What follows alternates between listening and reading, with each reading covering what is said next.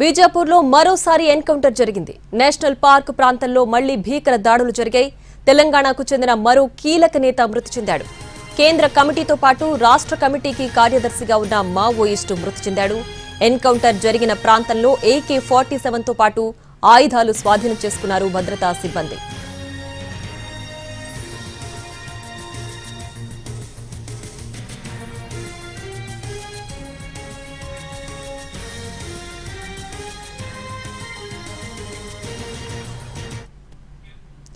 ఇక బీజాపూర్లో మరోసారి ఎన్కౌంటర్ జరిగింది. నేషనల్ పార్క్ ప్రాంతంలో మళ్లీ భీకర దాడులు జరిగాయి.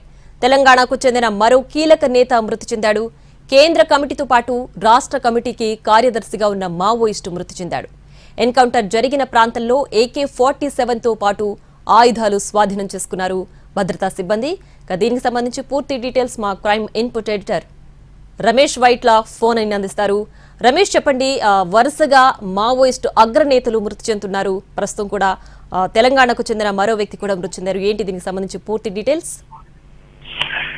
బీజాపూర్ సమీపంలో నేషనల్ పార్క్ అటవీ ప్రాంతంలో జరుగుతున్న ఎన్కౌంటర్ లో ఇప్పుడు మరొక మావోయిస్ట్ కూడా చనిపోయినట్టు ఇప్పుడు సమాచారం వస్తుంది. అయితే దీనికి సంబంధించి అటు అధికారికంగా మాత్రం ఇంకా కన్ఫర్మ్ చేయలేదు. మావోయిస్ట్ సంబంధించిన ఒక కీలక నేత చనిపోయినట్టుగా ఉన్న సమాచారం. అయితే దీనికి సంబంధించి ఉన్న సమాచారం మేరకైతే భాస్కర్, ఆదిలాబాద్ జిల్లా చెందిన Bhaskar divisional committee member, Kothagudem Mulugu divisional committee member గా ఉన్న భాస్కర్ చనిపోయినట్టుగా చెప్తున్నారు. అయితే ఇతను తెలంగాణ రాష్ట్ర కమిటీలో కీలక బాధ్యతలు పోషిస్తున్నాడు. అంతేకాకుండా కేంద్ర కమిటీలో కూడా పనిచేస్తున్నట్టుగా సమాచారం. అయితే దీనికి సంబంధించి ఇంకా పూర్తి సమాచారం కొనసాగుతుంది. పూర్తి సమాచారం వస్తూనే ఉంది. ఎందుకంటే మరొక నిన్న మరొకరు కీలక సభ్యుడైన కేంద్ర కమిటీ సభ్యుడైన సుధాకర్ నిన్న ఎన్కౌంటర్ లో ఇక్కడ ఇదే ప్రాంతంలో జరిగిన ఎన్కౌంటర్ లో చనిపోవడం జరిగింది.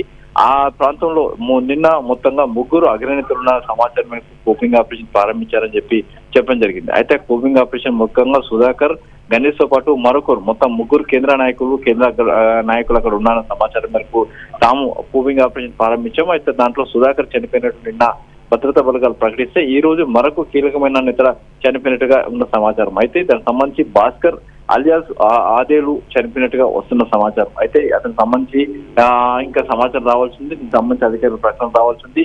మరోవైపు దీనికి సంబంధించి కోపింగ్ ఆపరేషన్ కొనసాగుతుంది. కోపింగ్ ఆపరేషన్ అయిన తర్వాత బాడీని ఐడెంటిఫై చేసిన తర్వాత ఫర్దర్ డీటెయిల్స్ ఇస్తామని కూడా అధికారులు చెప్తున్నారు. Right Ramesh, thanks for the updates.